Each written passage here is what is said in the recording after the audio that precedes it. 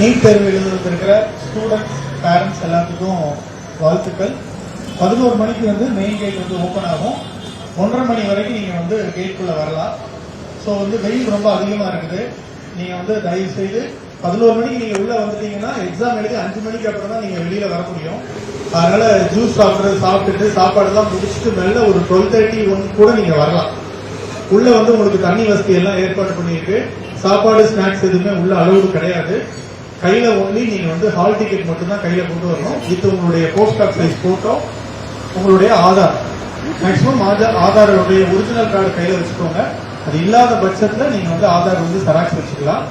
தண்ணி முதற்கொண்டு எல்லாமே உள்ள அலோவ் பண்ணியிருக்கிறாங்க. ஸோ வேற எதையுமே கையில கொண்டு வரக்கூடாது. பெல்ட் போடக்கூடாது, ஷூ போடக்கூடாது, வாட்ச், செயின், கம்மல், மோதிரம், ரிப்பன் எல்லாமே எப்பவுமே கழட்டி வச்சிருங்க. உள்ள வந்து எதுவுமே அலோவ் பண்ண மாட்டாங்க.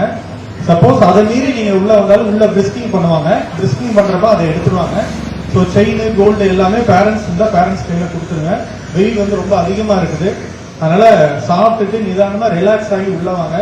பழக்கப்பட்டு 11 மணிக்கே உள்ள போய் உட்காந்துட்டு 2 மணிக்கு எக்ஸாம், கிட்டத்தட்ட 3 மணி நேரம் நீங்க உள்ள உட்காந்துருக்கணும். அதனால நிதானமா வாங்க. எல்லா ஏற்பாடுகளும் நல்லா பண்ணியிருக்குது.